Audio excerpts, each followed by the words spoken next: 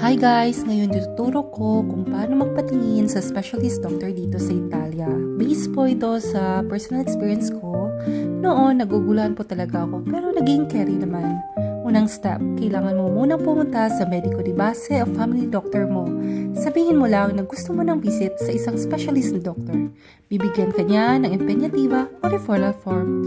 Pangalawa, kailangan mo yan at codice fiscale mo para magpabook ng appointment sa COOP office either through Ospedale o AUS. Much better din po kung tawagan niyo yung numero verde ng region ninyo. Pwede ring magpabook online. Kung gusto mo naman ng mas mabilis, pwede kang mag-book privately pero may bayad. Sa araw ng check-up, huwag kalimutang dalhin ang tessera sanitaria, impegnativa at ID. Magbayad ka sa kasa at proceed directly sa citazione para mabigyan ka ng waiting number mo at which part yung clinic. Pag natawag na yung number mo, proceed ka na sa room where your specialist doctor is waiting.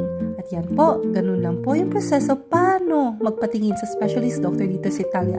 Kung may questions po kayo, drop nyo lang po ito sa comment. Thank you for watching and have a good day.